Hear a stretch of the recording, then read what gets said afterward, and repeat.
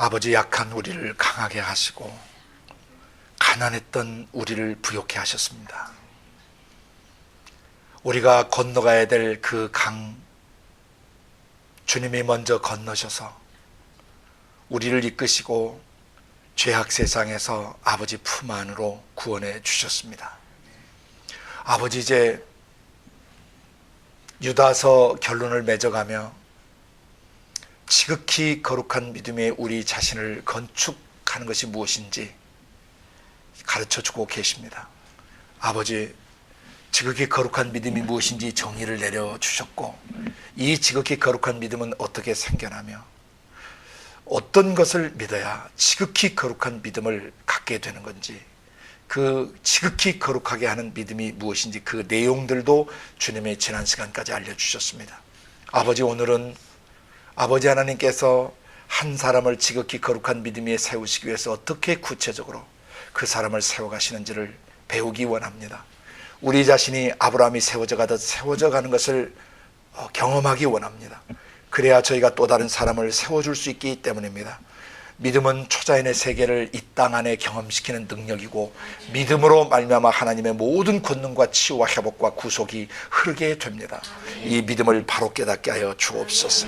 아버지, 특별히 조국 대한민국과 북한 땅 지하교회 지체들과 전 세계 교회 지체들의 심령의 믿음을 새롭게 하여 주옵소서. 하나님이 누구신지를 알고 믿게 하여 주시고, 아브라함의 그 믿음의 기반 그 5가지를 정확히 숙지시켜 주시고, 아브라함이 그 5가지 믿음을 기반으로 실천에 옮기는 그 믿음의 삶을 살았는데, 행동하는 믿음을 가졌는데, 아버지 하나님, 우리 다 그렇게 7가지 실천하는 믿음을 따라 우리도 삶에 실천하고 삶에 적용할 수 있도록 인도해 주옵소서. 그리고 오늘 우리와 함께 전 세계 모든 교회 지체들이 다시 한번 하나님이 어떻게 한 사람을 믿음의 사람으로 키워가신가를 깊이 배울 수 있도록 축복해 주시옵소서. 그래서 아버지 하나님, 믿음의 사람으로 서게 하여 주시고, 믿음을 통해서 하나님의 무한정한 능력과 생명과 치유가 병든 세상에 흘러가게 할 수 있도록 우리를 무장시켜 주시옵소서. 특별히 유튜브를 통해서 말씀을 또 접속해서 듣는 모든 구독자들과 접속해서 들으시는 분들, 122개 국가 이상에서 말씀을 접속해 들으는 모든 지체들을 한 분 한 분 믿음의 사람으로 세워 주옵소서. 특별히 최전방 전선에 나가서 힘겹게 싸우고 계시는 우리 모든 선교사님들과 그 가정과 자녀들과 동역팀들과 현지인들을 축복하여 주셔서 합심하여 그곳에 하나님의 나라를 온전히 세워가게 하여 주시되, 믿음의 사람들로 자신이 먼저 서고 만나는 현지인들을 믿음의 사람으로 견고히 세우실 수 있도록 기름 부어 주옵소서. 오늘도 우리를 그렇게 가르쳐 주실 주님을 찬양합니다. 예수 그리스도 이름으로 감사하며 기도드리옵나이다. 유다서 20절부터 23절 말씀을 저희가 지난 시간에 읽었습니다. 유다서의 결론, 오늘은 3번째 날입니다. 유다서 결론 첫 번째, 또 지난 시간에 유다서 결론 2번째, 오늘은 유다서 결론 3번째 날인데요. 유다서 결론 첫 번째 때는 지극히 거룩한 믿음 위에 자신을 건축해야 한다 했는데, 지극히 거룩한 믿음이란 무엇인가는 정의를 3가지로 내려줬습니다. 하나님이 가지고 계신 믿음을 인간이 가지고 있어야 한다. 하나님은 자신이 말하신 대로 이루어질 줄을 절대 확신하는 믿음을 갖고 계시다. 그 the faith of God, 하나님의 믿음을 갖는 사람이 되어야 돼. 그 하나님의 믿음은 어떻게 우리 안에 생기느냐면은 성령이 나타남으로 그 하나님의 믿음을 우리에게 주시고, 성령이 또 그 믿음의 열매가 맺히도록 역사해 주심으로 우리 안에 하나님의 믿음이 열매 맺게 되는 것입니다. 인간의 human conviction, 인간의 자기 확신, self conviction이 아니고, 자기 확신이 아니라 divine conviction, 하나님이 갖고 계시는 그런 확신을 우리에게 성령의 나타남과 열매로 주신다는 것입니다. 그러면 2번째, 그 믿음은 어떻게 생겨나는가? 믿음은 들음으로 말미암으며 들음은 그리스도의 말씀으로 말미암는 것이다 그랬습니다. 로마서 10장 17절을 통해서 그리스도의 레마의 말씀, 그리스도의 말씀이 레마로 성령에 의해서 우리 안에 깨달아질 때 우리 안에 믿음이 생긴다는 것입니다. 깨달은 그 말씀대로 믿는 믿음이 생긴다는 것입니다. 아멘. 3번째, 그런 그 지극히 거룩하게 하는 믿음, 우리를 지극히 거룩하게 하는 믿음의 내용, 어떤 믿음이 어떤 것을 믿어야 우리를 지극히 거룩하게 만들어 주시는가? 어떤 것을 믿어야? 그 지극히 거룩한 믿음의 내용들이 유다서 결론 첫 번째 이제 제 3번에 다뤄졌습니다. 5가지 믿음의 기반을 창세기 원래 1장부터 11장까지 나오는 것인데 이것을 히브리서 11장 1절부터 10절까지 아브라함 자신에게 그 믿음이 이제 자리 잡기까지 아브라함에게 전수된 믿음을 통해서 창세기 1장부터 11장, 창세기 1장부터 11장 그리고 히브리서 11장 1절부터 10절까지 이 5가지 믿음의 기초가 무엇인지 계시되어 있다고 그랬습니다.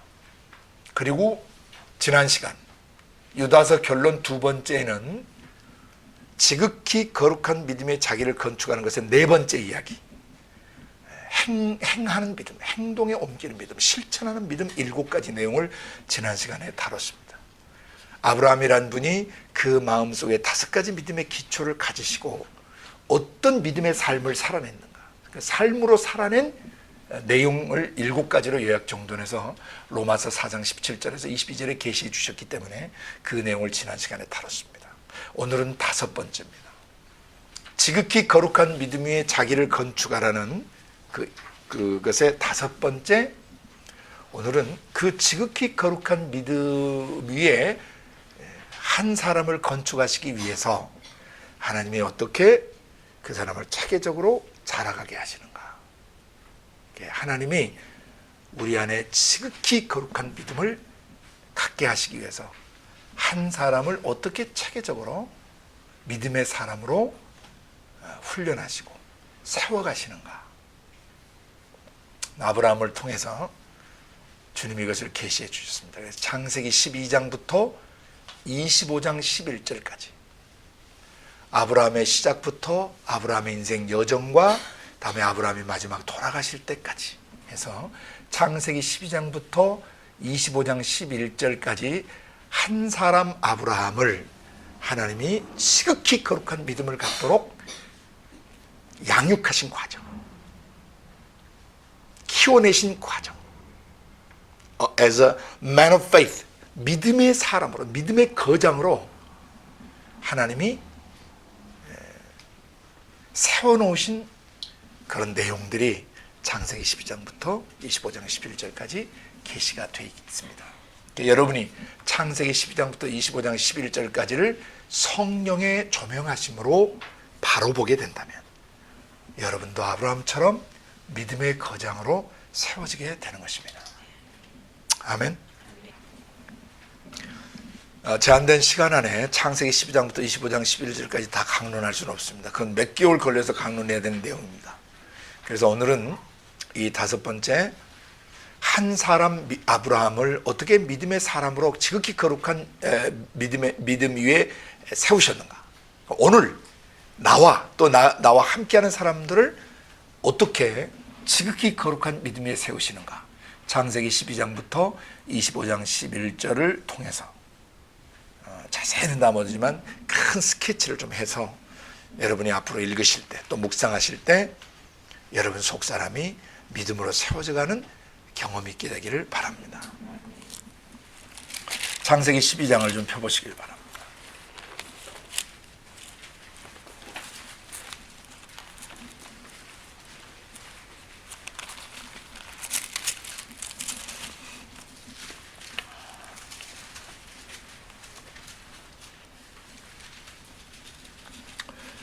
여러 차례 설명을 드렸기 때문에 여러분은 아주 익숙해 계실 겁니다. 그렇지만 또 이런 것을 처음 들어본 지체들이 계시기 때문에 여러분은 복습하는 의미에서 다시 한번 이 내용을 묵상하시면서 들으시길 바랍니다.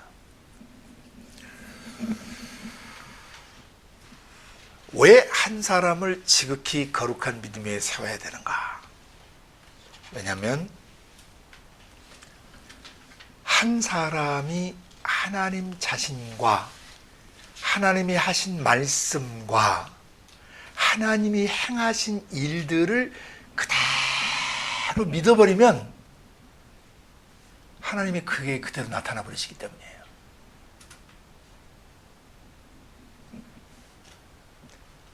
하나님의 신적 성품과 하나님의 신적인 능력, 초자연적이며 영적인 모든 힘과 권능, 지혜들이 우리의 믿음을 통해서, 그 사실을 있는 그대로 믿는 믿음을 통해서 우리의 영혼과 육체를 통해 나타나기 때문에 한 사람을 지극히 거룩한 믿음에 세우는 것은 굉장히 중요합니다. 여러분은 창세기의 큰 틀을 배우셨습니다. 1장부터 2장까지 첫 번째 단락은 하나님이 누구시며 내가 누구인가를 계시하신 단락이라고 했습니다. 창세기 3장에서 11장까지는 죄가 무엇이며 그 죄를 짓게 하는 마귀와 사단, 귀신들이란 어떤 존재인가, 그리고 그 죄로 말미암아 이 세상이 어떻게 심판받게 되고 멸망하게 되는가. 그래서 죄의 기원이나 사단, 마귀, 귀신들의 기원과 정체를 정확하게 주님이 가르쳐 주셨습니다. 그리고 어떻게 우리가 죄로부터 자유케 되는가도 창세기 3장부터 11장까지 계시되어 있고, 또 우리가 죄를 어떻게 다뤄야 되는가, 죄를 반드시, 죄의 소욕은 우리에게 있지만 죄를 다스려야만 한다 그랬습니다. 다스리지 않게 되면 노아 홍수 시대의 사람들처럼 전부 멸망하게 되는 것입니다. 죄를 다스리지 않으면 죄에게 지배받아서 멸망하게 되는 것입니다. 창세기 3장부터 11장까지는 그런 내용들이 계시되어 있어요. 그 다음 창세기 12장부터 50장까지는 아브라함을 필두로 그의 아들 이삭, 손자, 야곱, 증손자, 요셉에 이르기까지 이 4대, 1대 아브라함부터 4대 손자까지 어떻게 자신들을 지극히 거룩한 믿음에 건축해서 그 사람들이 그 시대에 어떤 통로자들이 되었는가, 그것을 하나님이 계시하셨어요. 그러니까 창세기 12장부터 50장까지는 아브라함적 믿음 또는 아브라함의 믿음이 어떻게 자식들에게, 손자들에게, 증손자들에게 전수돼서 어떤 결과들이 나타났는가를 계시해 주셨습니다. 그래서 그 중에 창세기 12장부터 25장 11절까지는 한 사람 아브라함의 일생이 요약되어 있습니다. 그런데 여러분이 잘 아시는 것처럼 아브라함이 하나님을 믿게 될 때 상황을 조금 이해하셔야 됩니다.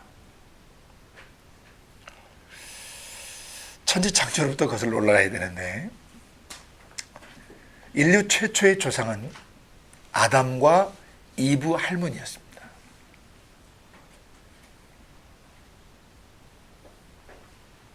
그분들은 에덴에서 사셨고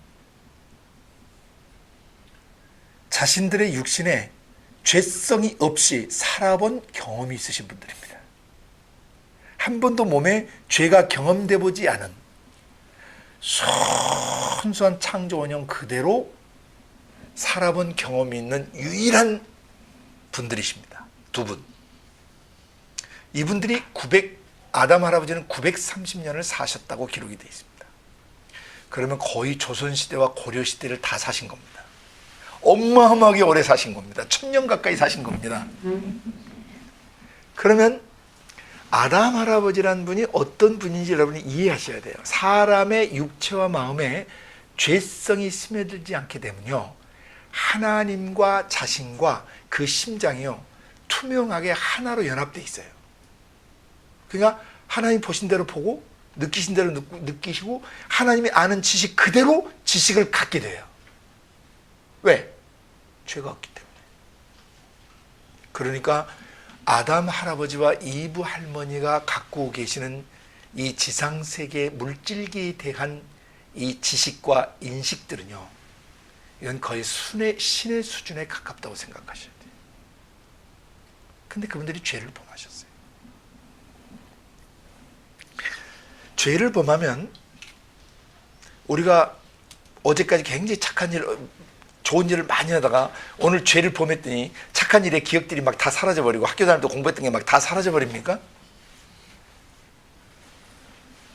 죄는 지었지만 한번 경험된 것들은 그 후에도 기억에 남아있고 감각에 남아있게 되죠. 그러면 아담 할아버지와 이브 할머니가 죄를 범하셔서 신적인 감각과 신적인 지식과 신적인 지혜를 갖고 계셨는데, 죄를 범하기 전에 갖고 계셨는데, 죄를 범하면서 그게 다 그런 기억들이, 감각들이 사라져 버렸을까요? 아니죠. 그래서 그분들은 식물학에 돼가시고요, 동물학에 돼가시고, 우주 물리학에 돼가시며, 해양학, 지질학, 토양학, 기후학, 인간의 심리학, 하나님에 관한 신학, 이것에 있어서 타의 추종을 불허한 신적 수준의 지식과 감각을 갖고 계세요. 약초들에 대한 이해, 동물들에 대한 이해. 왜? 에덴 동산에 산 때 그 깃발 날리셨습니다. 왜냐하면 동물 부르면 다 왔거든요. 그래 이름을 지어주셨거든요. 그러니까 동물의 속성을 마치 해부도를 보듯이, 마치 스캔해서 보듯이 쫙 내면을 읽어버릴 수 있는 엄청난 통찰력을 갖고 계시다는 것입니다. 그 아담 할아버지 계신 곳에는 뭐든지 물어보세요. 있어요. 그러면 후손들이 또 사는데 막 600년, 700년, 800년, 900년씩 막 이렇게 살아요, 사람들이. 그럼 물어볼 게 얼마나 많겠어요? 왜 죽습니까? 인생은 왜 왔습니까? 저는 왜 태어났나요, 할아버지? 우리는 왜 질병에 걸리나요? 이 세상은 왜 이렇게 됐나요? 하나님은 누구신가요? 하나님은 몇 살이신가요? 꼬맹이들 질문 굉장히 재밌습니다. 하나님 밥 먹느냐? 하나님도 쉬하시느냐? 이런 거 다 물어보는 애들도 있고 그래요. 굉장히 독특해, 애들은요. 설명을 다 해줘야 되는 거죠. 어쨌든 아담 할아버지와 이브 할머니가 가지고 계셨던 초자연적 감각과 신적 감각들은 그 후 아담 할아버지가 930년 사시는 동안에도 모든 사람에게 가르침을 통해서 전수됐을까요? 안 됐을까요? 식물학, 동물학, 조류학, 해양학, 기상학, 우주물리학, 이런 것들이요, 신의 경지에 가까울 만큼 뛰어난 상태에 있던 시대예요. 그러니까 이 맹한 진화론자들이 만들어낸 역사책에 보면 네안데르탈인과 직립 자바원인들은 몽둥이 하나 들고 고릴라하고 비슷한 어깨 구부정한 상태에서 방망이 하나 들고 있다가 인간으로 진화돼가는 과정을 그려놨는데, 이건 멍청하게 그지없는 것이죠. 하나님은 첫 창조 때 신의 수준이었습니다. 그 그림을 다 지워야 됩니다, 교과서에. 그리고 찬란한 인간의 모습을 교과서에 실어줘야 됩니다. 신의 수준으로 거룩하고 순결하고 지혜롭고 사랑 많고 아름답고 형언할 수 없이 뛰어난, 빼어난 그런 하나님의 형상으로서의 인간을 다시 가르쳐야 돼요. 모든 책에서 다 바꿔 가르쳐야 되는 것입니다. 그러니까 창세기를 제대로 모르니까 그런 문제가 벌어지는 거예요. 그래서 아담 할아버지가 930년 사는 동안에 수많은 사람들에게 복음을 전하고 가르치시고 제자화하시고 전도하시고 목양하시고 제자 훈련하셨어요. 930년 사시면서. 그러자 7대 손자 에녹 할아버지 같은 분은 죽음을 보지 않고 뭐 해버릴 정도로, 영혼의 세계로 옮겨가 버릴 정도로 믿음이 엄청나요. 인간은 원래 죽지 않는다는 걸 할아버지한테 배운 거죠. 그래요? 죽음이 없었어요? 하나님, 그럼 저는 죽지 않고 가게 해주세요. 그렇게 300년간 하나님과 동행하더니 그 시대에 가장 일찍 세상을 떠나셨죠. 어린 나이에 300 몇십 세의 세상을 떠나신 거예요.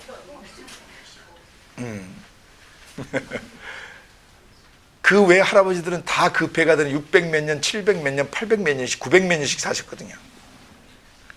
그러니까 에녹 할아버지는 하나님의 임재 동행을 인식하면서 300년 동안 동행하면서 에덴을 경험하신 거예요. 그 속에서 죄성에 지배받지 않는 성령 충만한 삶을 사셨던 거예요.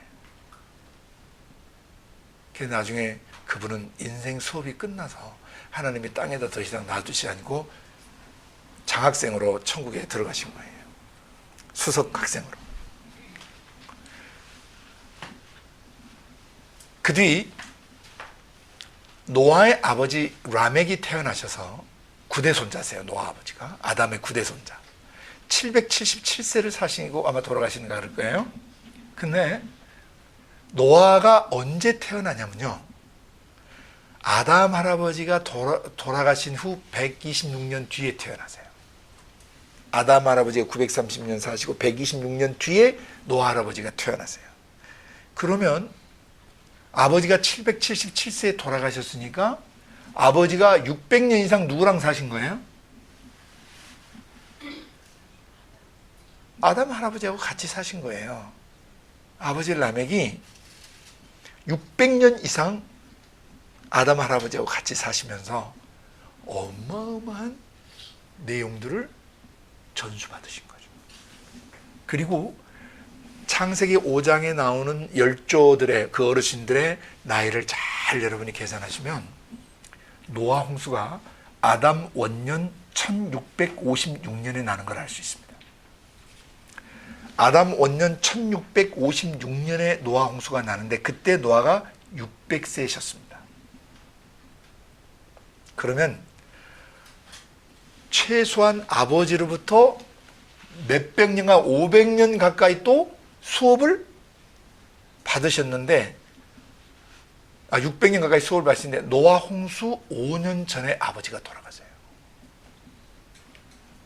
노아 홍수가 나기 5년 전에 아버지가 돌아가시고 그 기라성 같은 열조분들이 홍수 전 시대에 다 하나님 품으로 돌아가셨어요.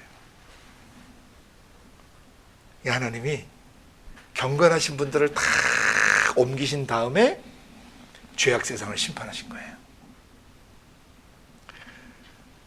어쨌든 노아가 600세 되던 해 홍수가 나서 홍수 후 전 인류가 다 죽고 노아의 8식구만 남았는데 노아 할아버지가 홍수에 몇 년을 더 사시냐면 350년을 더 사세요. 950세에 돌아가시거든요.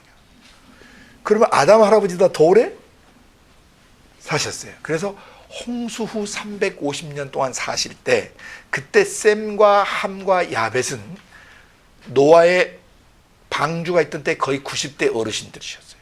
창세기 11장 1, 2절에 보시면은 홍수 후 2년에 셈이 100세였다. 홍수 후 2년에 셈이 100세셨으면 홍수 때는 몇 살? 98세시죠. 그럼 노아가 500살 이후에 자녀들을 낳으셨거든요. 그럼 노아가 600세 홍수가 났으니까 500세 이후에 2살 터울로 낳는지 3살 터울로 낳는지 4살 터울로 낳는지 알 수는 없지만 어쨌든 500세 이후에 자식들을 낳으셨는데 통상 우리가 2, 3년 터울로 낳았다고 가정한다면 셈이 98세 때 함은 2-3살 어리시고 또 야벳은 2-3살 어리시다면 전부 90대 노인들이에요. 홍수 시대에 이전에 90년간을 세상의 사악함과 더러움을 보았고 90년간 아버지 노아로부터 가정교육을 철저하게 받았겠죠. 아멘. 그리고 그 며느리들도 시집 와서 훈련을 잘 받았는데 다 애를 안 낳았어요. 홍수 전에는. 세 자식들이다. 그러면 이 8식구가 경건한 가정으로 새 역사를 시작하게 됐는데 아브라함이 몇 년도에 태어나냐면요. 아담 원년 1948년에 아브라함이 태어나세요. 그리고 나이 계산을 쭉 하시면 아담 원년 1948년에 태어나셨다가 그로부터 58년 뒤 몇 년이죠? 1948에다 58을 더하면 몇 년이에요?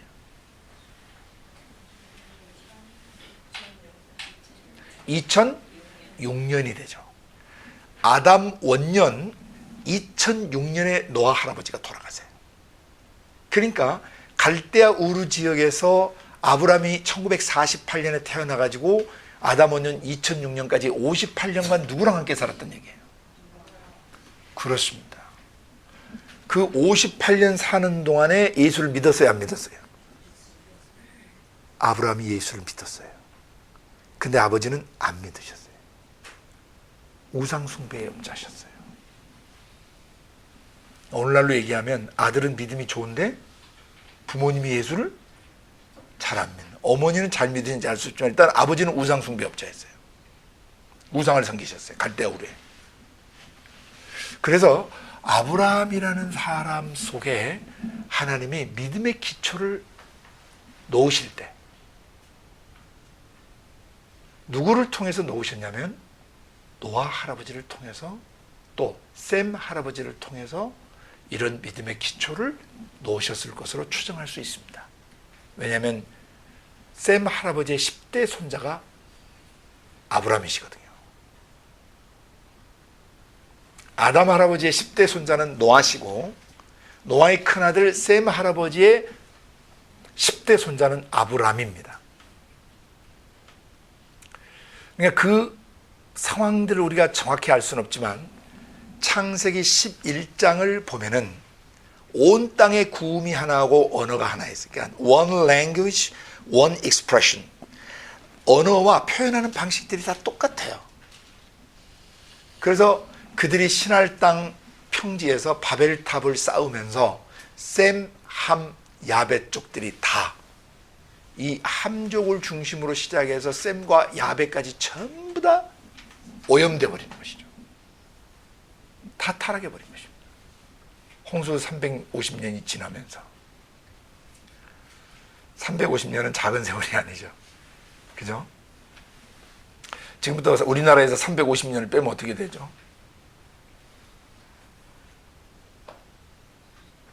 (1500년대가) 되나요? 예? 1600년도 임진왜란이 지난 후이군요. 그러니까 350년 홍수에 350년 사는 동안 어쨌든 세상은 다시 어떻게 됐어요? 홍수 이전 시대처럼 다 타락해 버렸어요. 그래서 하나님이 여전히 사람을 찾고 계셨는데 그 수많은 사람들 중에서 누가 하나님 앞에 온전한 믿음의 반응을 보였습니까? 아브라함입니다. 하나님을 온전히 믿었다 그랬어요. 그러면 창세기 1장부터 11장까지 이제 아브라함이 등장하는 순간까지 거기에 천지 창조를 아담 할아버지가 가르쳤겠죠. 그렇죠?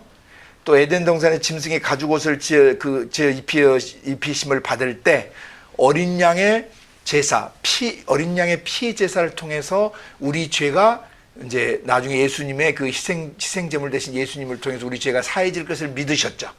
아벨의 피. 그 다음에 에녹 할아버지는 죄 문제가 해결된 사람에게 하나님이 함께 하신다는 임재 동행에 대한 믿음을 갖고 계셨죠. 그 다음에 노아 할아버지는 아직 보지 못하는 일에 미리 경고하심을 받아서 최후 심판에 준하는 전 인류 심판을 준비했죠. 방주를 예비해서 구원을 받으셨죠. 그렇죠? 그리고 노아 할아버지는 이런 창조된 세상, 타락된 세상, 그리고 십자가의 피로 구속되어야 되는 세상, 그리고 구속받지 못하면 심판받아서 영원한 지옥에 들어갈 수밖에 없고 또 믿는 사람은 심판받지 않고 천국에 들어갈 수밖에 없다는 이 사실을 노아 할아버지가 전하기 위해서 아브라함 할아버지가 갈 바를 알지 못하셨지만 뭐 하셨어요? 이 창조 타락 구속 심판의 중대한 이 사실을 전 인류에 알리기 위해서 순종하여 가셨단 말이죠. 그러니까 창세기 1장부터 11장까지는 히브리서 11장 1절부터 10절에 요약해 주신 대로 아브라함 자신에게 믿음이 생기기까지 굉장히 중요한 믿음의 핵심 내용들이 전수되어졌다는 것을 계시해 줍니다. 아멘. 천지 창조를 아담 할아버지가 다 얘기하셨겠죠. 그죠? 또 아벨 할아버지가 피의 구속에 대해서 이 어린 양의 제사의 중요성을 얘기하셨겠죠. 그분은 죽었지만 지금도 살아서 말씀하신다고 그랬죠. 예. 아벨은 돌아가셨지만 지금도 살아서 우리에게 말해요. 너희들의 모든 죄는 어린 양의 십자가, 죽임당하신 어린 양의 십자가의 피로만 씻겨질 수 있고 너희는 그 피로만 다시 생명을 얻을 수 있다. 다음에 에녹 할아버지는 지금도 살아서 증거하시죠. 노아 할아버지는 돌아가셨지만 지금도 그 믿음이 살아서 우리에게 언제 개인의 종말이 우주 종말이 되는 항상 방주에 들어갈 준비를 해야 한다. 그 방주는 아버지 하나님의 성령과 말씀 자체가 너희들의 영혼의 방주다. 지금도 말씀하시는 거예요. 그리고 아브라함 할아버지는 우리에게 말씀하시죠. 어느 쪽으로 가야 될지 알지 못할지라도 우리는 땅끝까지 가서 이 창조, 타락, 구속, 심판의 메시지를 빨리 증거해 줘야 한다. 온 세상이 아브라함이 얻었던 이 복, 이 축복, 창조, 타락, 구속, 심판에서 구원받은 이 복을 전달받아야 돼요. 모든 민족이. 그래서 하나님은 아브라함이라는 사람을 이제 뽑아내셔서 그를 지극히 거룩한 믿음 위에 세워가지고 그를 모든 세상 나라 민족들의 아버지가 되게 하고 그 아내를 민족들의 어머니가 되게 하시려고 계획을 세우셨어요. 오늘 여러분과 저도 마찬가지입니다. 하나님이 한 사람을 죄악 세상, 죄악된 집안에서 끄집어내셔서 그에게 예수 믿게 하시면 창조주를 만나게 하시고 그리스도의 피의 구속을 경험하게 하시고 임재의 동행을 경험하게 하시고 그 다음에 언제 죽어도 영원한 방주, 성령과 그 말씀 예수 안에 영원한 방주 안에 구원받도록 조치를 취해놓으신 이유는 우리로 땅끝까지 가서 이 창조, 타락, 구속, 심판의 메시지를 증거하라고 지상에 남겨두신 것이지 이 땅에서 예수 믿고 잘 먹고 잘 살라고 남겨두신 게 아니라 이 말입니다. 그래서 여러분과 저 자신 그리고 지상에 예수 믿는 모든 지체들은 지극히 거룩한 믿음 위에 세워져서 하나님의 창조, 타락, 구속, 심판의 메시지를 온 세상에 전파해야 될 중대한 책무가 있는 것입니다. 의무가 있는 것입니다. 책임이 있는 것입니다. 구원받은 선택받은 특권만 누리고 의무를 저버리면 이스라엘처럼 멸망합니다. 역사 속의 북왕국과 남왕국처럼 멸망합니다. 특권만 누렸지 책임을 지지를 않아 버리는 거죠.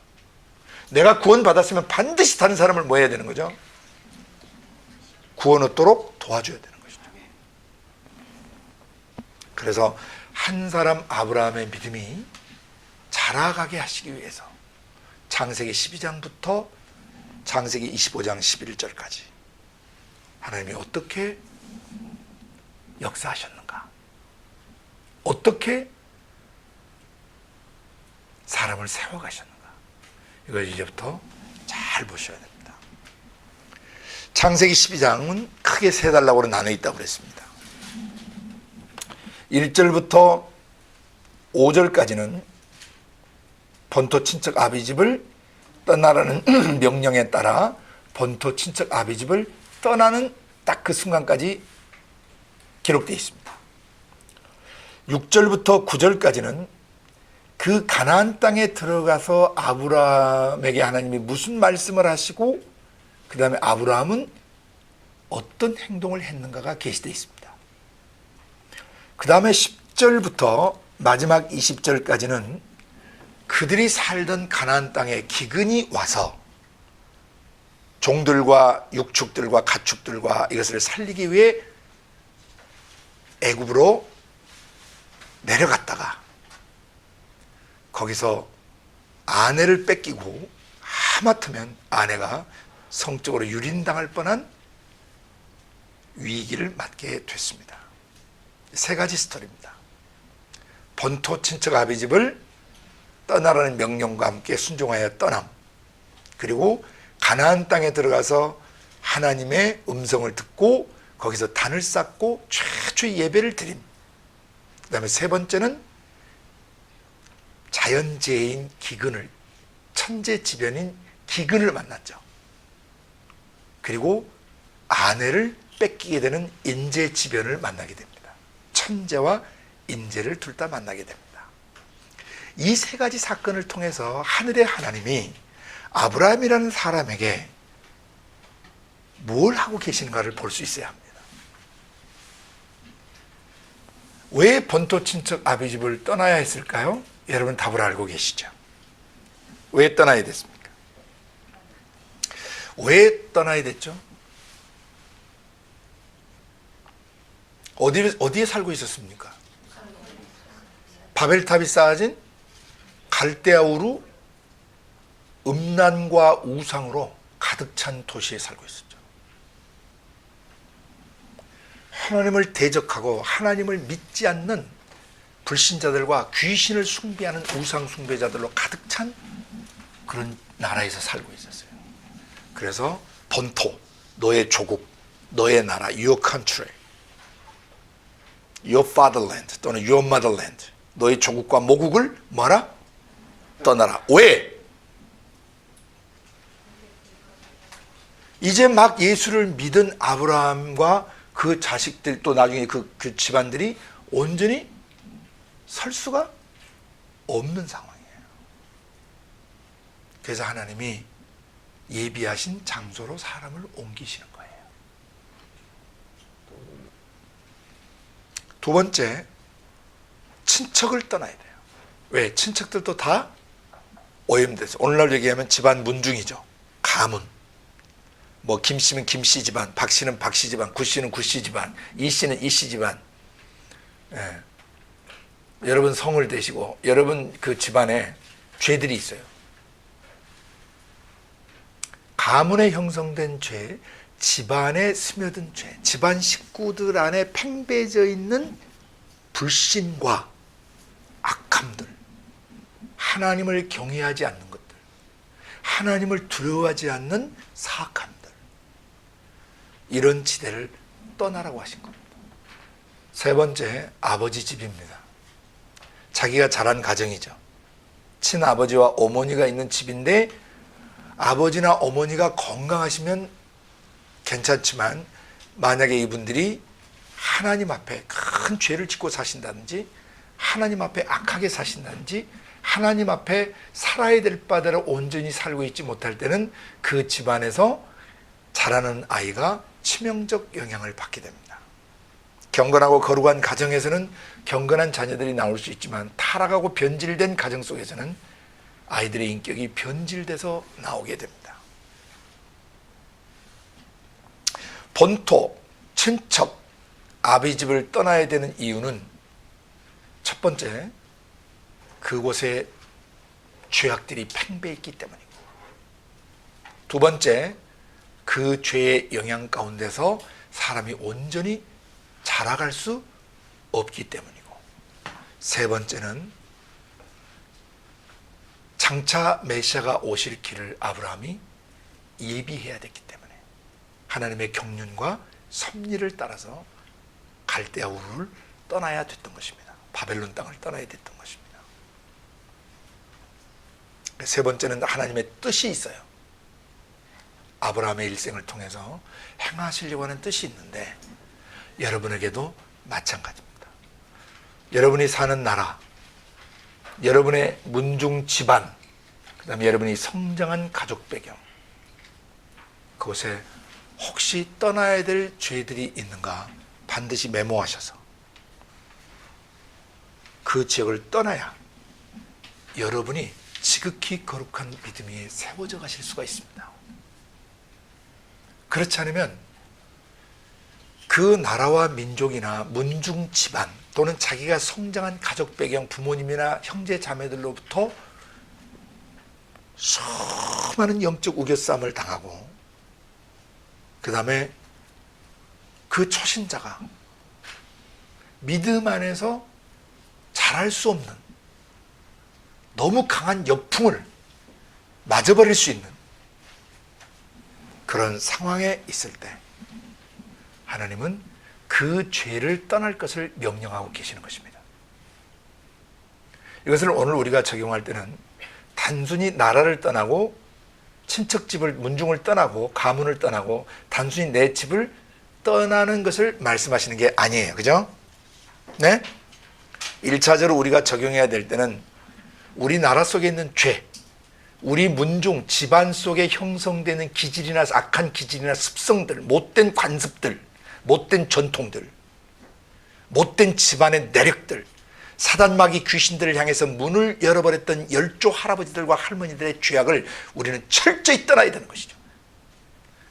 대한민국이 하나님 앞에 범한 죄들, 역사 속에서 국가 전체가, 민족 전체가 하나님 앞에 우상을 숭배하고 귀신을 섬기고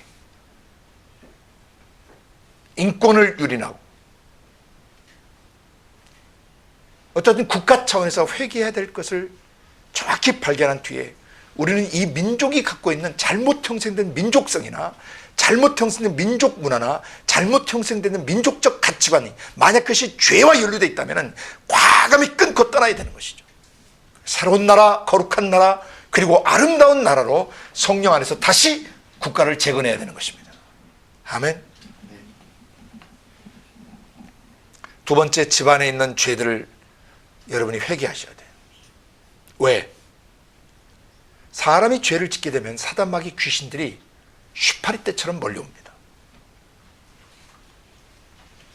냄새가 나는 곳에, 더러운 곳에 똥파리들이 날라 들어오듯이 사람의 마음속에 악한 생각과 더러운 생각, 음란한 생각, 남을 미워하고 판단하고 정죄하고 또 우울해하고 불신과 염려로 살아가게 되면은 그것과 코드가 맞는 귀신들이 오게 됩니다. 그러면 그 조상들은 음란한 죄나 불신죄나 한 맺힌 어떤 그 불평하고 원망하고 남 판단하고 그냥 남의 소리 잘하고 그런 못된 그런 행위를 하시다가 조상들은 죽어요. 돌아가세요. 근데 거기에 초대했던 귀신들은 안 죽습니다. 그 집에서 삽니다. 이것을 그 공간이나 장소를 잡고 있는 귀신들이라고 불러요. 이것을 일부 선교학자들은 territorial spirit이라고 불러요. 지역이나 영토, 영역을 잡고 있는 귀신들이에요. 이건 성경적입니다. 마가복음 5장에 보시면 하나님이 거라사 지역에 들어가셨을 때 그 거라사 귀신 들린 사람에게서 귀신을 쫓아내시면서 내 이름이 무엇이냐라고 귀신에게 묻자 이놈들이 우리가 군대입니다라고 대답하는 걸 볼 수 있습니다. 그 군대는 번역이 좀 잘못된 겁니다. 헬라의 레기온인데 이 레기온은 그 당시 로마 당시 6,000명에서 8,000명 가까운 군대 편제입니다. 그러니까 거라사 귀신 들린 사람에게 귀신이 최소 몇 마리 달라붙어 있었다는 것입니까? 6,000마리 이상 달라붙어 있었다는 것이죠. 근데 그 귀신들을 쫓아내려고 하니까 이놈들이 귀신들이 뭐라고 그래요? 우리를 이 지경에서 이 지역에서 떠나지 말게 해달라. 그러니까 이놈들이 뭐하냐? 이 지역, this area, this territory, 이 영역, 이 영토를 뭐하고 있다는 얘기예요? 잡고 있다는 것이죠. 거기 주둔하고 있었다는 것이죠. 왜? 누군가가 그들이 주둔할 수 있도록 문을 열어준 거예요. 이 세상의 귀신들은 모든 것에 충만하지 못합니다. 하나님이 충만하십니다. 모든 원소 자정에 전능하신 하나님이 온 세상을 발등상 삼아 발로 밟고 계시고 공간 공중을 보좌 삼아 통치하고 계시는 것입니다. 물샐 틈 없이 하나님의 통치가 완벽하게 지상세계에 이루어지고 있는 것입니다. 귀신들이 어떻게 그걸 삐집고 들어올 수 있겠습니까? 사람들의 생각과 감정과 의지에 문을 열어줄 때 그때만 귀신들은 합법적으로 들어옵니다. 그러니까 그런 악한 사람, 더러운 사람, 하나님을 대적하는 사람, 하나님을 믿지 않는 사람들, 하나님의 성품에 위배된 삶을 사는 사람들에게는 항상 어둠의 영들이 그 장소를 점령하고 살고 있어요. 그래서 옛날 미신을 섬기던 무속신을 가지고 있던 우리나라 조상들은 찍간 귀신, 정제 귀신, 헛간 귀신, 창고 귀신, 뭐 동네 마을 뭐 어디 이렇게 귀신들을 다 그냥 인정하고 거기에다 그냥 재 지내고 음식물 갖다 놓고 이런 악한 짓들을 하며 살았었죠. 저도 어렸을 때 시골에서 성황당이 있었는데 거기 지나갈 땐 꼭 돌 하나 던지고 지나가라고 그래서 왜 던지는지 모르지만 돌 던지고 지나갔어요. 회개했죠, 주님 앞에. 액땜하기 위해서 그랬겠죠. 나한테 그 문제 생기지 않도록 비는 거죠, 거기서. 이게 해꾸지 없도록, 그리고 내가 재앙 만나지 않도록, 재난당하지 않도록 거기다가 비는 개념으로 던졌던 것이죠. 예수 믿고 나서 회개했습니다. 하나님 한 분만 우리의 보호자십니다. 그분 한 분만 우리를 살려주실 수 있는 유일한 하나님이십니다. 그런 장소나 공간에 어떤 악한 악한 사람이 머물면 그 장소나 공간을 합법적으로 마귀가 잡을 수 있어요. 그리고 그 장소에 머무는 사람들의 그 집안 사람들이나 가솔들, 그 식구들, 친척들, 집안들을 다 오염시키는 것이죠. 그래서 그들의 인격 속에, 세대 속에 스며들어 살아요. 장소, 공간에도 살고 세대 속에도 스며들어 산다. 그래서 일부 선교학자들은 이걸 갖다 generational spirit이라고 해요. 세대의 영이다. 이건 귀신들을 말합니다. 그 가문 속에 역사하는 영들을 말해요. 죄 지은 조상들은 언젠가 죽어버려요. 없어져 버려요. 죽은 사람의 영은 절대 이 세상에 떠돌아다니지 못합니다. 잘못된 그런 귀신놈들을 절대 믿으시면 안 돼요. 사람은 죽으면 이 세상에 못 돌아다녀요. 저 땅속 음부에 들어가서 대기하고 있어요. 그 부자와 나사로 비유해서 저 세상에 갈 수 없다라고 얘기하죠. 죽은 사람은 불신자예요. 그 부자가 불신자예요. 죽어서 불꽃 음부 중에 있는데 나사로라도 좀 세상에 보내서 지상에 남아있는 내 형제들에게 복음을 좀 전해가지고 여기 불 붙는 이 지옥불에 들어오지 않게 해달라고 하니까 거듭나서 음부에 들어간 사람도 저 세상에 갈 수 없다고 말씀하시죠. 그죠? 하물며 불신자야, 죽은 영이야, 어떻게 저 세상으로 갈 수 있겠어요? 없어요. 그러니까 불교에서 말하는 사구제, 구주구천을 떠돌아다니는 인간의 영혼의 넋을 달래기 위하여 이것은 전부 사단, 마귀, 귀신들, 타락한 천사들이 거짓말로 가르친 것입니다. 이 세상에 떠돌아다니는 것은 인간의 영이 아니고 타락한 천사들의 영입니다. 인간이 죄와 어둠을 조성해 주기 때문에 합법적으로 들어와서 활동하고 있는 것입니다. 그래서 여러분이 어느 장소 어느 공간을 가든지 반드시 그 땅의 주인이 하나님이신 것과 하나님께서 이 땅을 다스리고 통치하고 계시는 주님의 주권적 통치를 선포하셔야 되고 이 땅의 주님의 것이라고 선포하셔야 되고 우리가 이곳에 예수 이름으로 이것을 점령한다고 선포하셔야 돼요. 왜? 그곳에 살던 누군가가 그곳을 더럽혔을 수 있어요. 그곳에 살던 누군가가 그것을 변질시켰을 수 있어요. 실제로 악한 사람들과 타락한 사람들이 사는 곳에는 식물도 영향을 받습니다. 집안에 키우는 꽃들도 영향을 받습니다. 음식물도 영향을 받습니다. 실험도 했지 않습니까?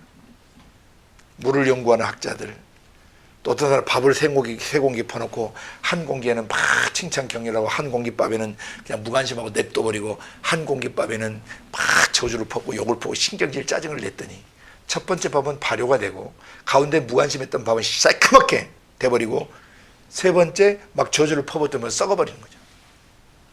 근데 그 중에서 제일 문제가 뭐냐면 무관심하게 버려둔 것이었다는 거죠. 사람의 영혼에서 나오는 에너지, 기운들, 그리고 사람의 인격에서 나오는 그 인격적 파워들이 밥그릇에, 밥에게, 식물에게 어떻게 영향을 미치는가를 보여주는 좋은 예입니다. 그래서 아브라함이 본토 친척 아비집을 떠나야 됐던 것처럼 여러분도 개인 적용으로 본토 친척 아비집을 떠나셔야 돼요. 그 말은 우리 민족이 갖고 있는 민족적 죄, 우리 가문이 가지고 있던 어둠의 죄들, 음란이든 뭐든 간에 음란의 죄나 문제 있는 죄들에 대해서, 그 다음에 내가 자랐던 가정, 어머니 아버지 내가 자랐던 가정 배경 속에 있던 죄악들이 있다면 그것을 하나님 앞에 회개해야 되는 것입니다. 왜 느헤미야나 학사 에스라가 돌아와서 조상들의 죄를 위해 회개하며 울며 가슴을 치며 기도합니까? 왜냐하면 조상들이 어둠의 영을 어둠을 조성했기 때문에 어둠의 영들이 와서 거기 살고 있어요. 근데 하나님은 누군가 이 가문 중에 경건한 하나님의 사람이 나와서 이것이 죄라고 시인하고 이 죄에 대해서 용서를 구할 때 하나님은 용서해 주시고 자유케 하시려고 대기하고 계시는 거예요.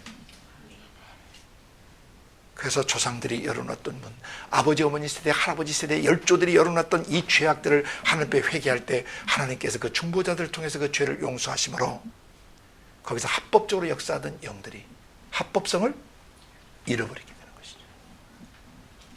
그때 하나님의 군대들이 영적으로 진격해 들어가는 것입니다. 그 장소를 탈환하는 것입니다.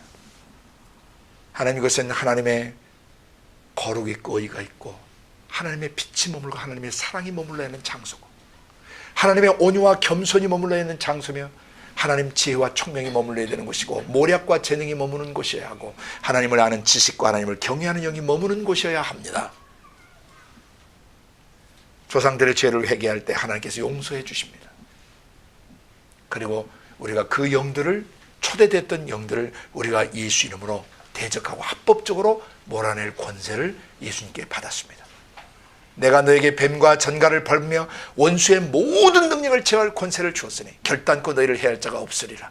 누가복음 10장 19절에 약속해 주셨어요. 그리고 또 마태복음 16장 18, 19절에 내가 이 반석 위에 내 교회를 세우겠으니 음부의 권세가 지옥의 권세가 이기지 못한다. 원래는 지옥의 대문입니다. Gate of Hades. 그래서 이 음부의 대문들, 음부가 문을 열고 지옥이 문을 열고 확 삼키려고 하는데 음부의 대문이 지상에 있는 교회를 삼킬 수가 없다는 것입니다. 어둠이 빛을 삼킬 수 없는 원리와 똑같은 것입니다. 그리고 약속가 있습니다. 내가 천국 열쇠 꾸러미를 너에게 준다. 열쇠들의 원문이 굉장히 많은 열쇠가 복수형이에요. 천국의 열쇠를 주노니 너희가 땅에서 무엇을 매면 하늘에서 맬 것이고 땅에서 무엇을 풀면 내가 하늘에서 풀어주겠다. 곧 너희가 역사하는 지옥의 세력들을 결박하면 내가 하늘에서 결박해버리고 그곳에 천국이 임하도록 너희들이 기도하면 내가 천국의 통치를 임하게 하겠다고 약속하신 거예요. 이게 묶고 푸는 것에 열고 닫는 권세가 교회인 우리에게 주어져 있습니다. 베드로 전서 5장 8절 이하에 다시 말씀하십니다. 근신하라 깨어라 너희 대적 마귀가 우는 사자같이 두루다니며 삼킬 자를 찾고 있나니 너희는 믿음을 굳게 하여 저를 대적하라. 야고보 4장 7절에 마귀를 대적하라. 그러면 너희를 피하리라고 말씀하셨어요. 그리고 예수님이 직접 약속하셨어요. 내가 하나님의 성령을 힘입어 귀신들을 쫓아내는 것이면 하나님의 나라가 이미 너희에게 임하였느니라. 너희가 먼저 강한 자를 결박하라. 그리고 강한 자의 집에 들어가서 그 마귀가 강탈해간 그 세간들을, 영적 세간들을 다시 뺏어오라. 마태복음 12장 28절 29절에 말씀하신 것입니다. 누가복음 13장 31절 32절에 주님이 말씀하십니다. 가서 저 여우에게 이르라, 헤롯에게 이르라. 오늘과 내일 내가 귀신들을 쫓아내고 병을 낫게 하다가 제3일에 완전하게 지겠다고 알려주어라. 인자는 정치, 군사 어떤 세력에서 죽임당하는 것이 아니라 스스로 죽을 권세를 가지고 죽는 것이고 스스로 살 권세를 가지고 사는 것이다.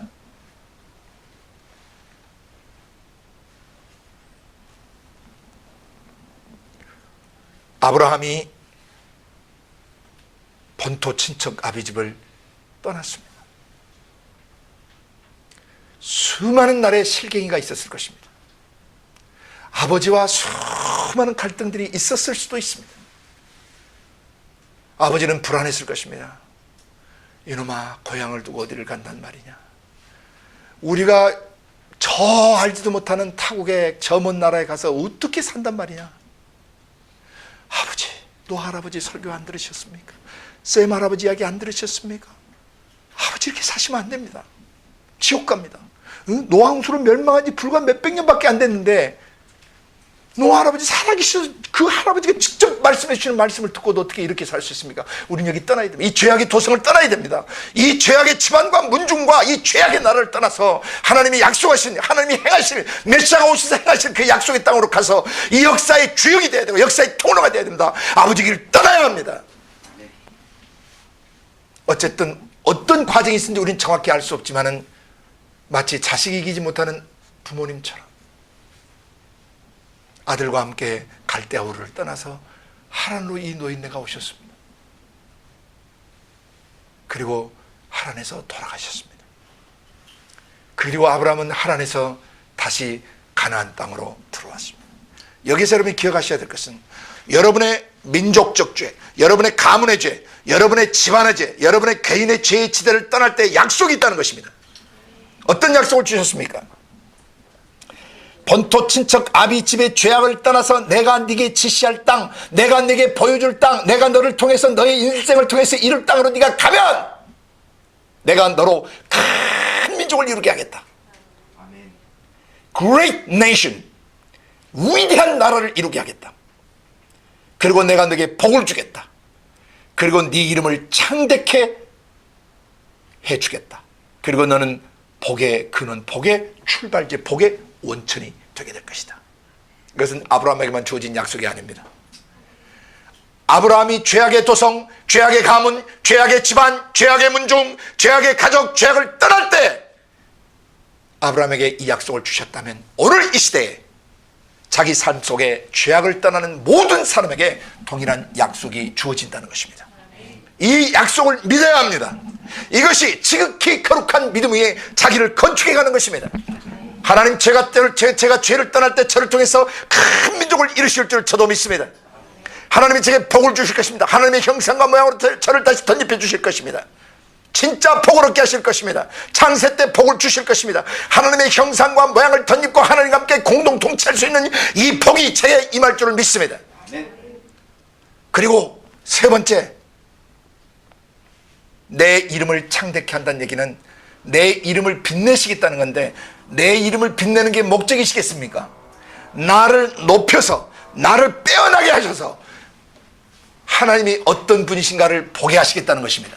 네 이름을 창대케 한다는, 너를 큰 인물 만들어주겠다, 위대한 인물 만들어주겠다, 명성 있는 인물을 만들어주겠다, 유명한 사람을 만들어주겠다.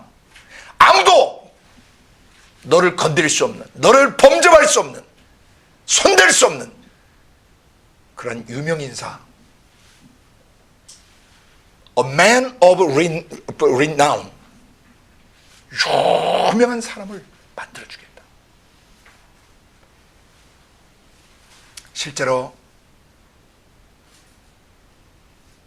굳센 믿음을 가지게 되면 수많은 사람들로부터 존경을 받게 됩니다. 에이브러임 링컨 대통령 같은 분들, 윌버포스와 같은 국회의원들, 또 역사 속에서 하나님을 경외하고 굳센 믿음으로 하나님만을 경외하며 살다 가셨던 수많은 믿음의 선진들은 모두 위대한 명성을 얻었습니다. 그 명성은 자기를 위한 것이 아니었습니다. 보라, 하나님이 어떤 분이신가를, 여기에 아브라함의 이름을 창대케 해주시겠다는 것은 아브라함을 통해서 하나님이 큰 영광 받으실 것을 암시하고 계시는 것입니다. 그래서 결국 네가 복의 근원이 될 것이다. 복이 너라는 사람을 통해서 나라와 민족 속으로 흘러 들어가게 될 것이다. 갈라디아서는 말씀합니다. 이 아브라함의 복이 이방 민족들에게 전달된다고 말하고 있는 것입니다. 아멘. 그 다음 또 약속이 주어졌습니다. 너를 축복하는 사람에겐 내가 복을 내리고 너를 저주하는 자에게는 내가 저주를 내리겠다 그러셨어요. 그러니까 네 가지 약속 위에 다섯 번째 축복, 여섯 번째 저주, 마지막 일곱 번째 뭐였어요? 땅의 모든 족속이 너를 위하여 복을 얻게 돼. 모든 민족들이. 지금 현재 우리는 73억 5천 이상의 사람이 지구 땅에 살고 있습니다. 73억 5천의 가슴 속에 아브라함의 복이 미치게 하시겠다는 것입니다. 언제? 죄에서 떠날 때 이 일곱 가지의 축복이 주어지는 것입니다. 이렇게 하나님이 죄를 떠날 때 내가 너를 이런 사람 만들어 줄 거야 라고 약속하실 때 이 약속을 아브라함은 굳게 믿었고 의심치 않았어요. 약속하신 것을 능히 이루실 줄을 확신했습니다. 여러분 반드시 이 일곱 가지 내용의 사람이 된다는 것입니다. 그것이 여러분 자신이 지극히 거룩한 믿음 위에 건축되는 것입니다. 하나님이 아브라함을 어떤 기초에서 세우셨는지를 믿으셔야 합니다. 아멘. 어마어마한 기초에 세우셨어요. 민족적 죄, 네 가문의 죄, 너가 성장했던 가정 배경의 죄와 너 개인의 죄를 철저히 떠나라. 그 죄를 죽이고 태우고 씻는 그 경험을 하라. 성령이 오늘 우리 속에 오셔서 기록된 말씀과 예수님의 말씀을 가지고 우리 속에서 죄를 죽이고 죄를 태우고 죄를 씻어주시는 이 일을 하고 계십니다. 그러면서 성령이 우리에게 네가 죄에서 자유케 되는 날 너는 큰 민족을 이루는 사람이 될 것이다. 앞에 큰 자예요. 그 다음 내가 너에게 복을 주게 될 복자예요. 그 다음에 내가 너를 창대케 해라. 큰 복창, 크게 복창하라 이 말이에요. 아멘. 큰 민족을 이루게 될 것입니다. 그리고 I will be blessed. 나는 하나님의 형상과 모양과 권능으로 복을 받게 될 것입니다. 그리고 나는 힘이 창대케 될 것입니다. 끝을 알 수 없을 정도로 뻗어가는 거죠. 지구촌 전체를 다 찾아 들어가는, 복을 흘러보내는 그런 사람이 될 것입니다. 그리고 나는 복의 근원, 복의 샘, 복이 출발하는 복의 근원지가 될 것입니다. 왜? 하나님이 내 속에 계시니까. 복의 근원이 내 속에 계시니까 내가 복의 근원. 왜 복의 근원이 내 속에 계실 수 있는가? 죄가 정결케 됐기 때문에, 죄가 처리됐기 때문이죠. 이것은 지상에 사는 모든 사람에게 주어지는 축복입니다. 약속입니다. 이 말씀을 믿는 믿음 위에 자기를 건축해야 되는 것입니다. 내 생각과 감정과 의지 속에 들어오는 어떤 죄도 용납하지 않겠습니다. 철저히 뿌리 뽑겠습니다. 십자가에 못 박겠습니다. 그러면 여러분에게 큰 복창이 일어나게 되고, 그 다음에 복의 근원이 되면서, 다섯 번째, 나 축복하는 사람 축복받고, 나 저주하는 사람 여섯 번째, 저주받는 역사가 일어나요. 그리고 일곱 번째, 땅의 모든 족속이 나를 통해서 복을 얻게 돼요. 사람이 한번 살다가 죽는데 정말 이런 사람이 돼야 되지 않겠어요? 동시대와 다음 시대와 역사 속에 위대하신 하나님을 알리고 죽는 삶, 위대하신 하나님을 마음껏 반사하다가 죽는 삶. 아브라함은 실제 그랬고, 그분은 돌아가셨지만 지금도 살아서 우리의 가슴에 이런 믿음의 얘기를 들려주고 계시는 것입니다. 아브라함이 지극히 거룩한 믿음 위에 건축되는 첫 번째 건축이 바로 본토 친척 아버지 집을 떠나는 것과 동시에 하나님이 지시할 땅, 사명을 갖고 가는 거예요. 여러분의 사명은 무엇입니까? What is your mission? What is your task from God? 하나님께 여러분께 맡기신 임무와 직무, 여러분이 가라고 하시는 것이 어디예요? 목표지가 있어야 돼요. 예루살렘과 온 유대와 사마리아와 땅 끝까지 가라 그러셨죠. 가야 합니다. 갈 준비하셔야 합니다. 두 가지를 행하셔야 돼요. 죄 문제를 해결하고 사명을 위해 출발하셔야 돼요. 그래야 일곱 가지 복이 여러분과 여러분의 자손에게 대대로 이어지게 되는 것입니다. 이것이 여러분의 믿음의 기초셔야 합니다. 죄를 떠나고 하나님이 이 세대의 땅끝까지 가라고 하셨으므로, 제가 가는 데까지 가다 못 가면 제 아들에게 부탁할 겁니다. 그리고 제 아들이 다 못하면 제 손자에게 부탁하라고 할 것입니다. 우리 집안은 반드시 예루살렘부터 시작해서 온 유대와 사마리아와 땅끝까지 창조, 타락, 구속, 심판의 메시지를 전하러 가야 한다. 돌아가실 때 여러분의 유언도 그거여야 합니다. 예수님의 마지막 유언도 복음서에 위로부터 능력 입히는 것부터 시작해서 온 천하에 다니면 만민에게 복음 전파하시고, 영접하면 요한복음 마지막에 내 양을 치고 먹여달라고 부탁하시고, 그 다음에 양을 먹일 때 모든 족속을 제자 삼아 가르치면서 체계적으로 그를 제자화시키라고 유언명령을 내리고 주님이 세상을 떠나신 것입니다. 우리는 국제수 공동체는 이 유언명령 네 가지를 생명처럼 여기고 우리 마음에 내 기둥을 삼아서 살아갈 것입니다. 하나님을 사랑하는 사람은 그분이 명령하신 것을 지킵니다. 나의 계명을 가지고 지키는 자라 나를 사랑하는 자다. 나를 사랑하는 사람, 내가 한 말을 지킨다. 오늘 예수님이 하신 네 가지 유언명령뿐만 아니라 오늘 예수님이 아브라함에게 창세기 12장 1절부터 6절까지 말씀하신 이 내용도 믿어야 합니다. 일곱 가지. 아멘. 이것이 여러분을 지극히 거룩한 믿음 위에 자기를 건축하는 거예요. 왜? 하나님이 네 죄 떠나고 내가 너에게 준 사명 감당하기 위해서 땅끝까지 가면 내가 반드시 너를 이런 사람 만들어 주겠다. 믿어야 돼. 이것이 지극히 거룩한 믿음이에요. 신 대신 하나님이 약속하신 거, 신 대신 하나님이 언약해 주신 거, 신 대신 하나님이 명령해 주신 그 명령을 믿는 거, 이것이 지극히 거룩한 믿음을 갖는 것이에요. 아멘.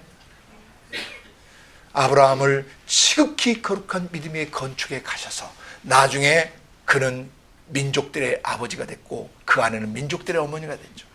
Father of the nations, the mother of many nations.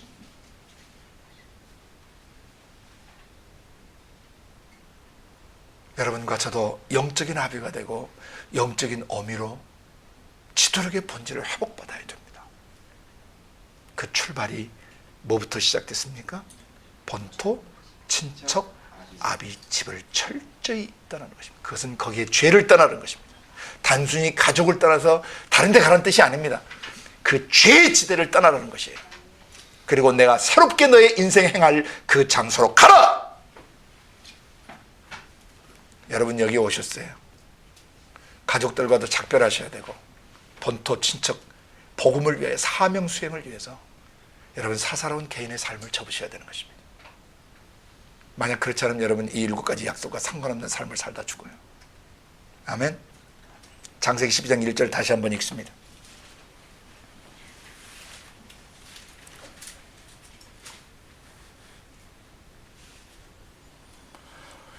여호와께서 아브라함에게 이르시되 너는 너의 본토 친척 아비집을 떠나 내가 네게 지시할 땅으로 가라.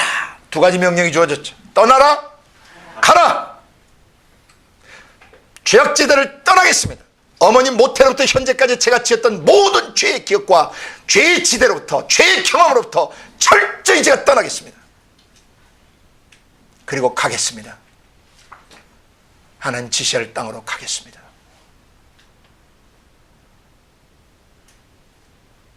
가정에 매이거나 자녀에게 매이거나 가족들과 작별하지 못하는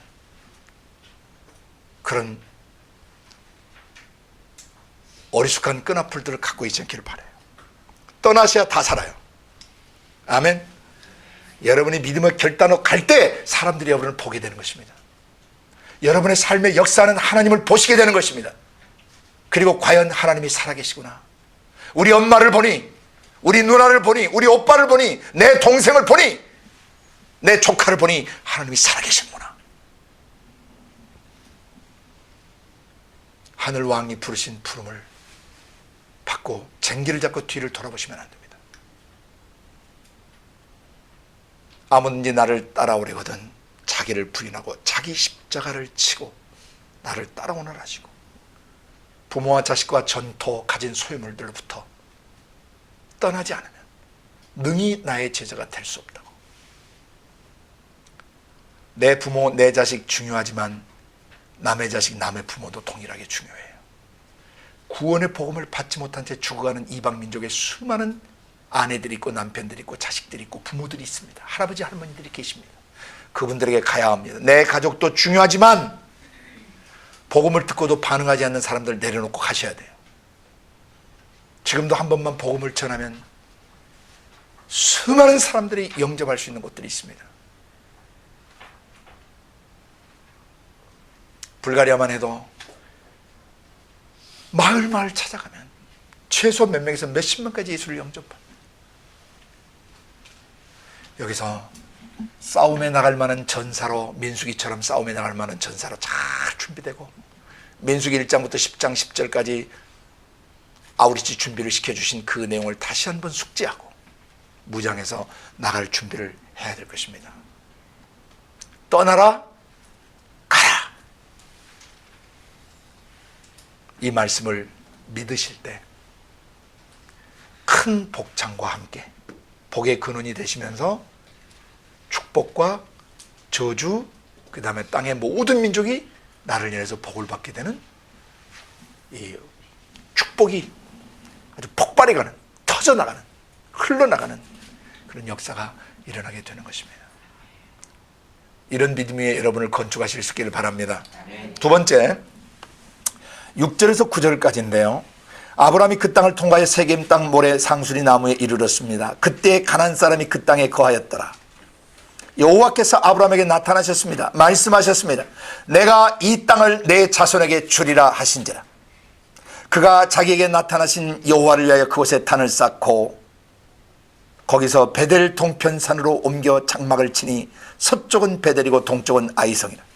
그가 그곳에서 여호와를 위하여 단을 쌓고 여호와 이름을 부르더니 점점 남방으로 옮겨갔더라. 순회 선교의 삶이 시작되는데 여기서 가장 중요한 것은 단을 쌓고, 이게 중요해요.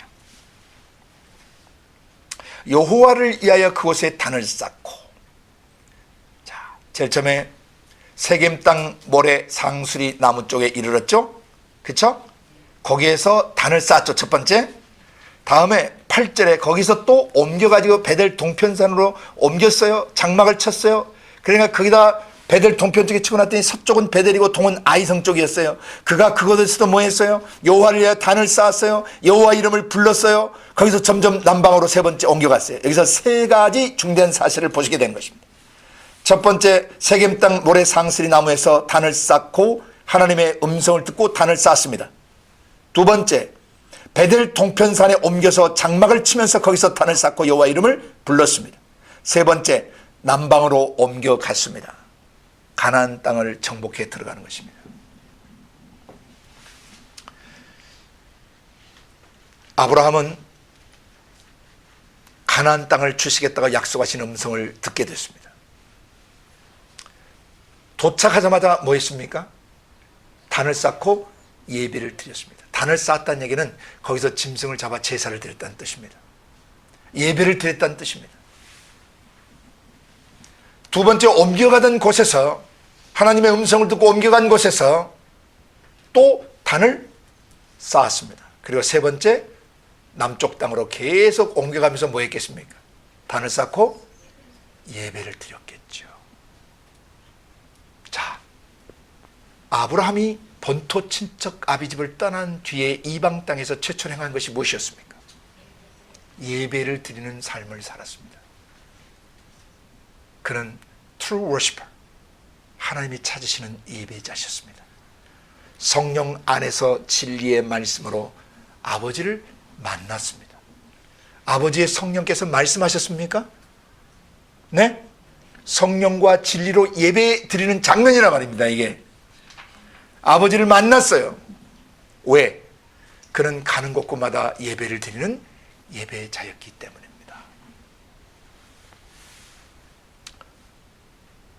앞에 1절부터 6절까지 주어진 7가지 복은 여러분이 예배를 드리실 때 계속 유효하게 됩니다. 아멘. 저 개인적으로도 이 예배의 축복은 엄청났습니다.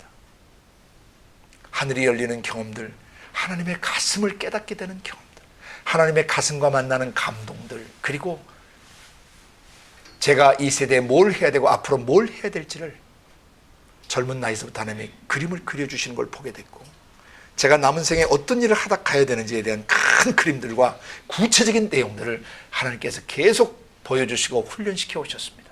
언제? 예배 드릴 때. 여기서 우리가 배우는 중요한 원리가 있습니다. 어느 곳에 가든지 예배 드려야 됩니다. 낯선 장소, 낯선 집, 낯선 호텔, 초대되어 간 집, 또는 잠깐 들리게 된 집, 잠깐 머무는 장소들, 그것이 어느 곳이든지 마음의 손을 펴고 하늘을 향하여 하나님 이곳에 임재하시옵소서. 임재라는 찬양이 있죠. 네? 이곳에 오셔서 이곳에 드리는 예배를 받아 주옵소서. 이곳에 주의 이름, 구원의 이름, 치유의 이름, 회복의 이름, 용서의 이름이 머물게 하여 주옵소서. 아버지, 누군가 이 집에서, 누군가 이 공간에서, 누군가 이 도시에서 죄악을 지었을 수 있습니다. 누군가는 이곳에서 음란했을 수 있고, 누군가는 여기서 자살했을 수 있고, 여기서는 누군가 막 씹고 욕하고 비방하고 비난했을 수 있고, 누군가 이 집에서 절망했고 좌절했고 우울증을 앓았을 수 있고, 누군가 이 집에서 두려움에 떨 수 있었고, 누군가 이 집에서 정신병 증세를 앓고 정신병을 앓고 고통스러운 삶을 살았을 수 있고, 누군가 이 장소와 이 도시에서 악을 행하고 하나님을 대적하는 일을 행했을 수 있습니다. 하나님 오늘 이곳에 오셔서 흘리신 십자가의 보혈로 이 도시를 덮으시옵소서. 이 집을 덮으시옵소서. 이 가정을 덮으시옵소서. 이 장소와 공간 속에 배어들고 스며든 어둠의 영들을 몰아내시고 주의 천군 천사를 배치하셔서 이곳에 누가 살든지 누가 오든지 이곳이 하늘이 열리는 장소가 되게 하시고 이곳에 복이 흘러가게 해주시고 사람들이 치유가 회복되는 역사가 일어나게 하여 주옵소서. 누가 이 땅에 살든지 이 땅을 이곳을 거쳐가든지 간에 하나님을 만나는 역사가 일어나게 하시고 하나님을 찾는 역사가 일어나게 하여 주옵소서 라고 예배하는 그 역사가 일어나야 된다는 것입니다. 나중에 이 가나안 땅에 첫 발을 내디면서 드렸던 예배의 장소에 나중에 여호수아가 그 땅을 점령했고 나중에 진짜 여호수아이신 예수 그리스도가 오셔서 북쪽 갈릴리 땅부터 저 남쪽 땅까지 아브라함이 다니셨던 모든 땅을 구속하셨고 치료하셨고 회복하셨고 재건축하셨습니다. 이것은 전 세계 모든 나라를 위한 하나의 학습도감이었습니다. 지옥을 향해 마귀를 향해 문을 활짝 열어버린 가나안 땅을 정복해서 그곳에 영광의 예루살렘 성전을 세우고 다윗에 이어 솔로몬 그리고 결국 그 자리에 예수님이 오셔서 완성하신 것처럼 오늘날 이 세대에는 수많은 가나안 땅들이 있습니다. 마귀와 지옥을 향해 문을 열어버린 수많은 도시와 나라와 민족과 마을과 동네와 지역들이 있습니다. 그곳으로 가야 합니다. 예배자로, 중보자로, 그리고 축복하는 자로, 그리고 그 나라와 민족을 예수 이름 권세로 풀어주는 자로, 진정한 영적 해방군으로 나라와 민족 속에 들어가야 합니다. 그 사명이 우리에게 있습니다. 우리에게 오늘 이 영적인 전쟁터에 나갈 수 있는 준비를 시켜주고 계시는 것은 도시와 나라와 민족 속에 들어가서 부딪히게 될 그런 영의 세력들, 악의 영의 세력들, 더러운 영의 세력들과 싸우게 하시기 위함이고 이기게 하시기 위함이고 정복하게 하시기 위함인 줄 믿습니다. 어느 곳에 가든지 예배 드리십시오. 밖에 나갔다 집에 들어올 때 꼭 짧게라도 30초라도 짧은 예배를 드리시고 감사 기도를 하십시오. 차에 올라타면 무조건 예배를 드리십시오. 기도를 하십시오. 마치면 속으로라도 꼭 기도하세요. 어떤 낯선 도시에 들어가시게 되거나 어떤 집에 들어가시나 가게, 식당에 들어가도 항상 복을 빌어주는 사람이 되세요. 여러분은 그런 사명이 있어요. 왜? 내가 복을 빌면 그 복이 거기에 머물게 돼 있어요. 아주 급할 때가 아니라면 식당에 가서 밥을 먹을 때도 저는 이 집 주인과 자녀들과 집안들을 축복합니다. 그리고 이 집에서 열심히 일하시는 분들을 축복합니다. 그리고 이 집에 출입하는 고객들을 위해서 축복합니다. 저는 그들이 누군지 모릅니다. 누가 앞으로 이 가게에 오고 누가 여기서 밥 먹고 갈지 모릅니다. 그렇지만 하나님은 아십니다. 그러므로 천군 천사를 아버지 하나님 보내주시기를 원합니다. 이곳에서 지나가는 사람이 한 사람도 멸망치 않고 영생을 깨 하여 주시고 인생의 어느 길목에서 반드시 예수를 만나게 해주시고 그리고 그들에게 복음 전할 사람들을 붙여주시고 그리고 복음을 온전히 전할 수 있는 사람 붙여주시고 그들을 온전히 치유하고 회복시켜서 마지막 영광의 집에 건강한 모습으로 완전한 신부로 들어오게 할 수 있는 그런 복음 전도자를 만나게 해주시고 그런 영적 지도자를 만나게 해주시옵소서. 2, 3분 기도하면 됩니다. 네가 빈 복이, 네가 빈 평안이 그것에 머물겠다라고 약속하셨어요. 왜? 나는 복의 근원이에요. 왜? 복의 근원 되신 분을 내 마음에 모시고 계시니까. Let God bless them. 하나님이 그들을 축복하시도록. 여러분이 그런 축복의 Channel of Divine Blessing, 신적인 축복이 흘러가게 하는 채널로 여러분이 사시는 거예요. 지극히 거룩한 믿음 위에 자기를 건축해가는 두 번째 이야기, 두 번째 팩트는 사실은 가는 곳곳마다 뭐 하는 것이에요?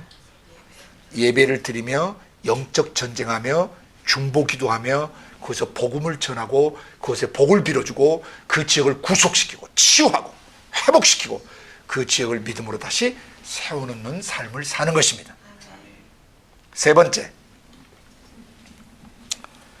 10절부터 20절까지 두 개의 큰 사건이 나옵니다. 하나는 자연재해가 왔습니다. 기근이 왔습니다. 또 하나는 기근 피해 갔다가 아내를 뺏겼습니다. 큰일 날 뻔했습니다. 인재를 만났습니다. 천재지변과 인재지변을 만났습니다. 시간이 너무 많이 지나서 짧게 요약하겠습니다. 10차례 설명드렸기 때문에. 이것을 인본주의적으로 해석하시면 안 됩니다. 믿음 없이 남방 외국으로 가서 난리를 당했다는 등, 뭐 또 왜 피난을 가는 등 한 번쯤 자기가 그 입장에 좀 들어가 봐야 되지 않겠어요? 아브라함 집에서 길리운 사람만 몇백 명이에요. 종들만. 가축들이 엄청나요. 기근이 왔어요. 다 죽어요. 자기가 총대장이에요. 기도 안 했겠어요, 하나님 앞에? 그리고 이 난리통에 우리가 어떻게 해야 되는지 전체 가족 종들을 다 모아놓고 중보기도 하지 않았겠어요? 상식적으로 피해가야죠. 주님이 거기서 초자연적 이적을 행하지 않는 한 옮겨가야 되는 것입니다. 옮겨갔는데 기가 막힌 곳으로 간 것이죠. 어떤 장소냐면은 마누라가 이쁘면, 아내가 이쁘면 그 남편을 죽여버려서라도 아내를 빼앗을 수 있는 곳으로 간 것이에요.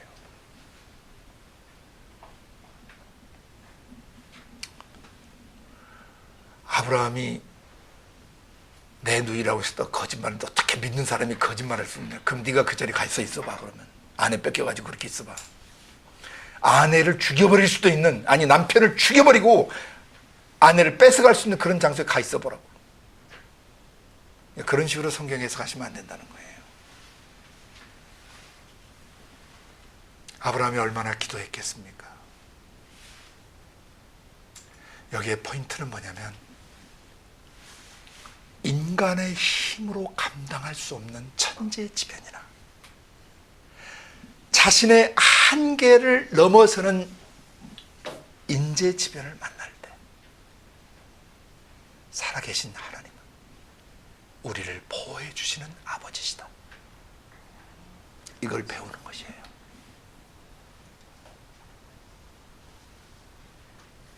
태풍을 만나서 집이 날아가고 순식간에 이재민이 되고 가족 중에 누구를 잃어버렸을 수도 있어요.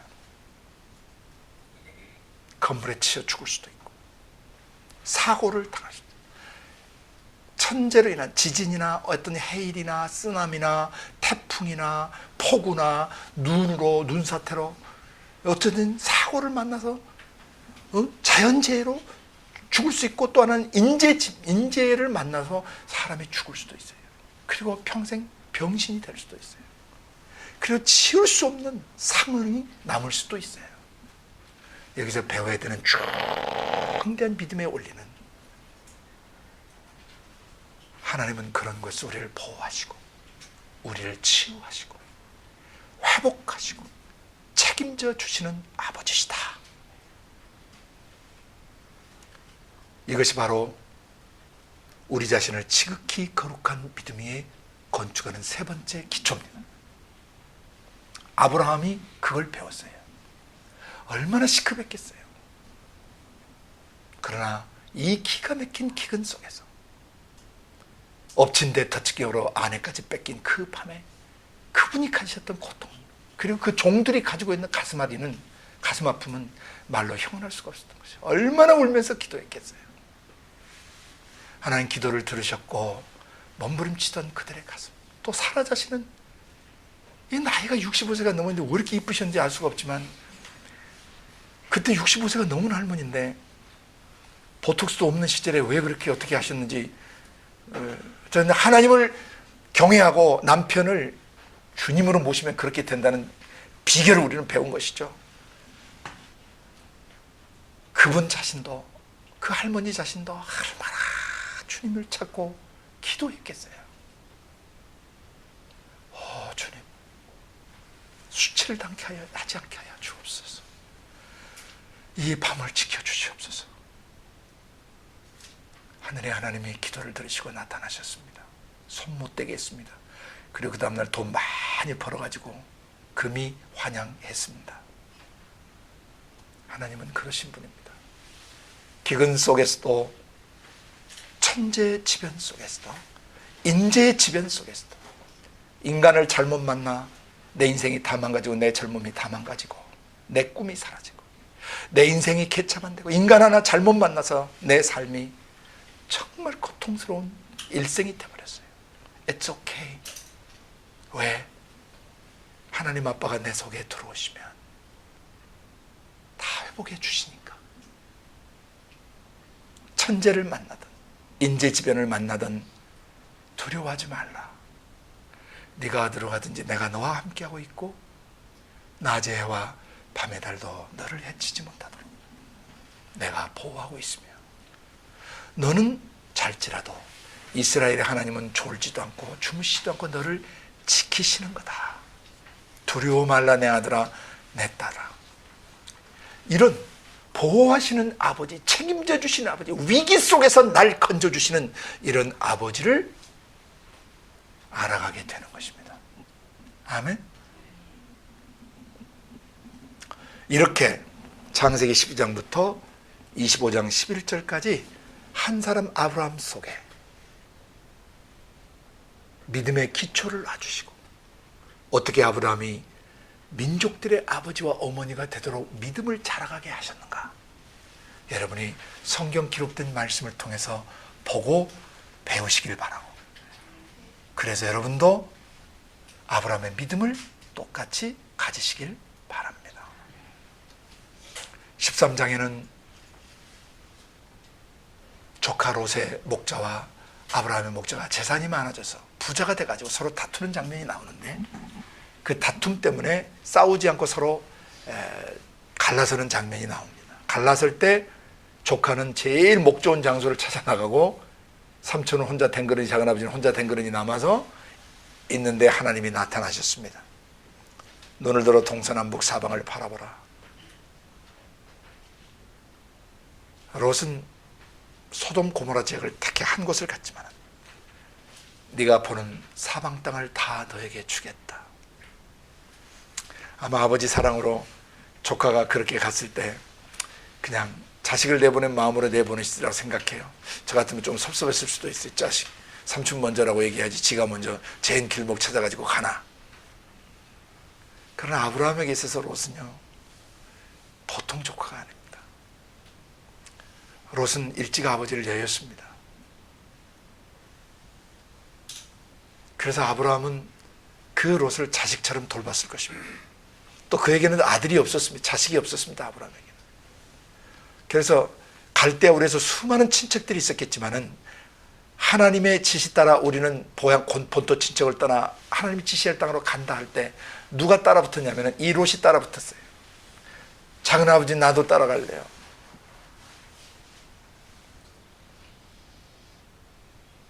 아브라함의 가슴에 유일한 피부치, 혈육 중에서는 유일하게 롯이 따라온 거예요. 제가 조카들 키울 때 얼마나 조카들이 이뻤는지 몰라요. 정말 예뻐했어요. 제가 막내고 동생이 없어서 그랬습니다. 아브라함이 조카들을 향한 마음이 어떠셨겠는가를 조카들은 모를 수 있어요. 업어주고 기저귀 갈아주고 뽀뽀해주고 아주 살 부벼주고 스킨십 찐하게 해줘서 너무너무 이뻐가지고 그냥 내 등에서 오줌 싼 녀석들도 있고요. 40대 벌써 중반이 다 돼 있는데 내 등에서 오줌 싸니 자기는 모르죠. 여자예요, 여자예요.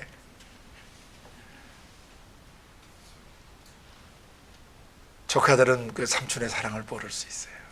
그러니까 삼촌의 속에는 그들의 전 일생이 파노라마처럼 남아있죠. 아주 아기 때부터 얼마나 귀엽고 사랑스러웠었는지. 나중에 걔들이 예수를 믿을 때 너무 기뻤습니다. 내 삶에 큰 짐을 하나 덜어주는 것들이었죠. 아브라함에게서 조카 롯은 눈에 넣어도 아프지 않을 자식 같은 사람이 아니었겠나 생각이 듭니다. 어쨌든 거기에서 아브라함은 자기의 권리를 포기하는 그런 모습을 보이게 됩니다. 하나님을 알기 때문에 재산상의 분쟁이 나거나 뭔가 기득권의 분쟁이 생길 때, 뭔가 우선권의 문제에 부딪히, 누가 좀 기득권이나 뭘 좀 더 받고 좀 더 누리려고 하는 그런 가족 간의 충돌이 일어날 때 포기하는 믿음이죠. 권리를 포기하는 것입니다. 잠잘 권리도 포기하고 쉴 권리도 포기하고 내가 잘 먹을 권리도 좀 포기하고 인정받을 권리도 좀 포기하고 주님을 위해서 권리 포기하는 믿음이에요. relinquishment라고 해요. 권리 포기. 자기가 사람들에게 인정받고 대접받고 또 그만한 지위에 있고 그만한 업적도 있고 관록도 있고 능력도 있어요. 그렇지만 주님을 위해서 그런 권리를 포기할 수 있어야 돼요. 특별히 집안끼리 재산 싸움이 날 때 그 권리를 포기하시면 동서남북 땅 사방 다 주세요. 아멘. 아브라함의 네 번째 믿음의 기초는 권리 포기의 믿음입니다. 여러분도 권리를 포기하실 수 있어야 돼요.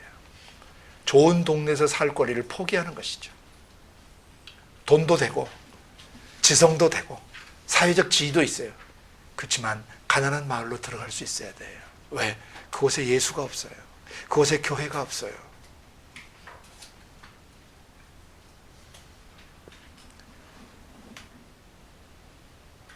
내가 누릴 권리를 포기하고 하늘왕이 하늘의 영광 버리고 초라한 사람의 모습을 하고 연약한 육신을 입으시고 그것도 가난한 민족, 식민 통치를 받는 민족의 식민지 백성으로 오셔서 그것도 가장 초라하고 작은 동네 시골 깡촌 나사렛에 가서 사셔서 공생의 사역을 할 때까지 거기 사셨어요. 예수님은 우리를 살리시기 위해서 모든 권리를 포기하셨습니다. 죽음까지 다 살 권리까지 포기하시고 죽음의 길을 우리 위해 택하셨다면 우리도 다른 사람을 살리기 위해 우리의 권리를 포기해야 되지 않겠습니까? 때로는 좋은 음식 못 먹을 수 있습니다. 선교 현장 가면 침대 없습니다. 손님 왔다고 침대라고 주는데 스프링 다 늘어져가지고 매트는 주는데 안에 솜이 오래돼서 뭉쳐가지고 잠을 잘 수 없는, 그런데 그래도 손님이기 때문에 거기서 잘 수 있습니다. 그 침대를 주고 나면 주무시라고 이제 나가고 나면 제가 매트를 바닥에 내려놓고 바닥에서 잡니다. 등이 개서 잘 수가 없죠. 어쩔 때는 밥도 제대로 못 먹고 사역을 해야 됩니다. 얼마나 피곤하고 힘든 시간들이 많은지 모릅니다. 바울이 헐벗고 굶주리고 여러 번 자지 못하고 그랬노라고 고백할 때 바울 선생님 같지는 못하지만 만분지를 조금이라도 경험할 수 있는 기회가 있었어요. 선교 현장에 10여 년간. 여기에서 너무 우리 지금 다 좋은 집에 살아가지고 스스로 멍석 깔고 내려가서 살지 않으면 안 되는 형편이에요.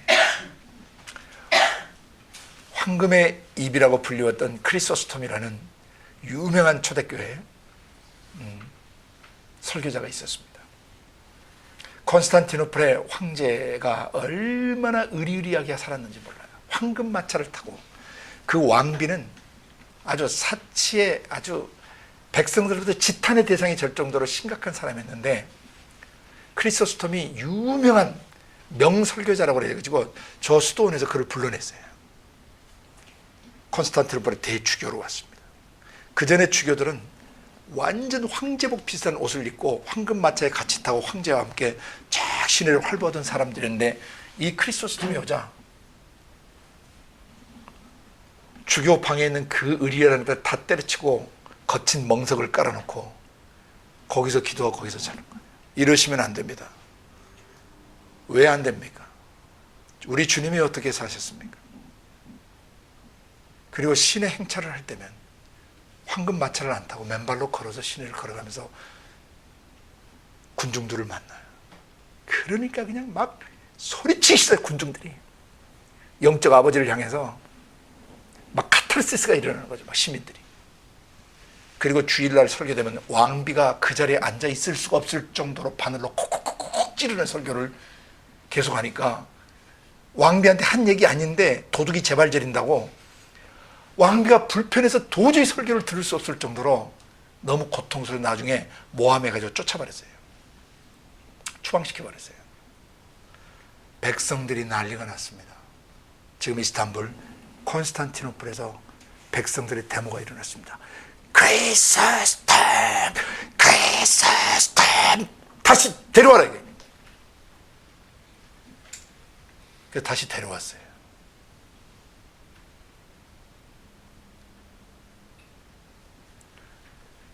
그는 작은 예수가 되어 살았던 하나님의 사람이었습니다. 대주교로서, 엄청난 비잔친 제국의 대주교로서, 오늘 같으면 교황 같은 사람이죠. 바닥에 내려와서 서민들 속에, 민중들 속에 함께 사라졌던 권리 포기의 대가셨습니다. 이런 것들을, 역사 속의 이런 인물들을 통해서, 물론 그분 안에도 하나님 보실 때 연약한 점들이 있으시겠죠. 그렇지만 하나님의 종으로서, 주의 종으로서의 태도와 자세는 참으로 올바랐던 것이에요. 배워야 됩니다. 수많은 사람들이 권리를 포기했습니다. 역사 속에 수많은 하나님의 사람들이 권리를 포기했습니다. 휘튼대 출신의, 명문대 출신의 5명의 선교사들이 자기 권리를 포기했습니다. 그리고 그들은 오카인디언들의 창에 맞아서 비참하게 죽었지만 하나님은 그 죽음을 비참하게 끝내지 않으시고 나중에 그 창에 찔렸던 사람이 목사가 되고 그 마을 전체가 예수를 믿는 역사가 일어나게 되고 그곳에 교회가 세워졌고 그 죽은 짐 엘리엇의 아들이 가서 목회도 했었습니다. 그 아내들이, 죽은 사람들의 아내 중에 2사람이 거기 들어가서 오카인들과 함께 살았습니다.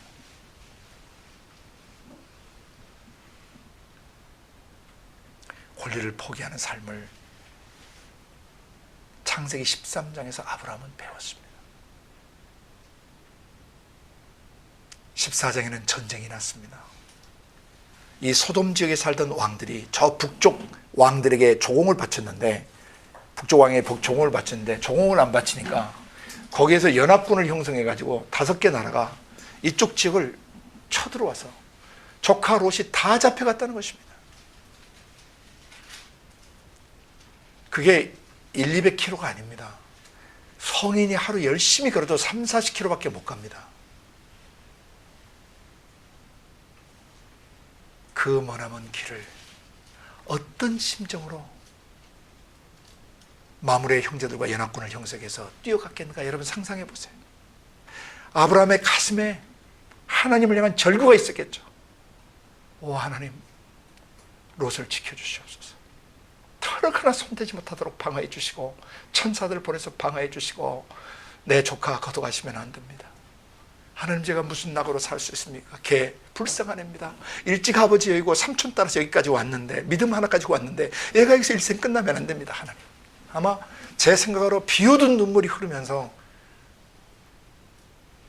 그 밤길을 달리고 내달리고 아마 눈이나 붙이고 달렸는지 모르겠지만 가서 그 엄청난 군대와 싸워서 조카 롯을 뺏어 왔습니다. 승리하고 돌아오자 소돔 왕이 충격을 받았습니다. 아브라함 선생을 극찬을 했습니다. 선생, 노획한 이 노획물들 다 선생 가지시오. 그때 아브라함이 또 권리 포기를 선언합니다. 왕께서 아브라함 부자 되게 만들었다, 부자 되게 하셨다 할까 봐서 폐하, 왕에게 속한 것은 제가 신발끈 하나도 가지고 가지 않겠습니다. 다만 나와 함께 연합군을 형성했던 남마물의 형제들에게는 그들의 분깃을 가져가도록 해주십시오. 그때 살레망 멜기세덱이 와서 아브라함을 축복합니다. 그 아브라함의 10의 1조를 그분에게 드립니다. 14장은 국제전쟁이 나도 하나님은 하나님의 백성들을 보호하시고 세상 왕 앞에서 비굴하게 물질적 욕심이나 내고 어떤 소유물에 탐욕을 내는 그런 삶을 살지 않게 도와주신다는 것이죠. 얼마나 엄청난 걸 뺏어왔겠습니까? 여러분, 한 재산이 한 500억 됐다 그러면 여러분 포기하실 수 있겠어요? 주님과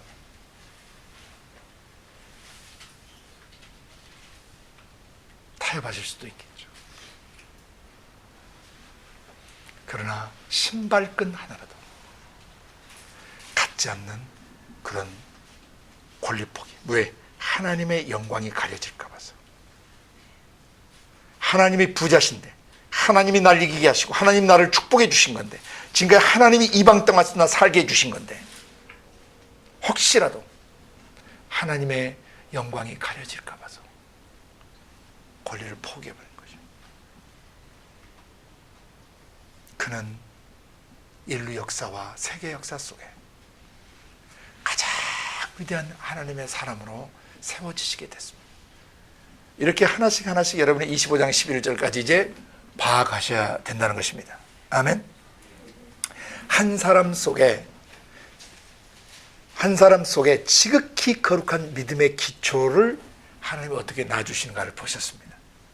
여러분 삶에도 이러한 기초가 하나씩 하나씩 놔줘서 전쟁이 오든 기근이 오든 자연재해 오든 인재지변을 만나든 인생의 실패라든 사업의 실패라든 부부관계의 금이 가든 어떤 상황에도 낙심하지 않고 회복하시고 치유하시고 보호하시는 하나님을 믿는 믿음 위에 자신을 건축하시기를 바랍니다. 시간이 너무 많이 지나 죄송합니다. 기도하겠습니다.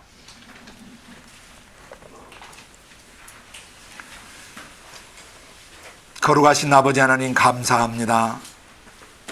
역사 속에 하나님이 위대하게 쓰셨던 한 분 아브라함 할아버지, 이 믿음의 조상을 부르시고 본토 친척 아비집을 떠나는 그 순간부터 창세기 25장 11절에 그분의 일생이 마무리되는 순간까지 하나님이 한 사람을 어떻게 지극히 거룩한 믿음 위에 건축하셨는지를 보여주셨습니다.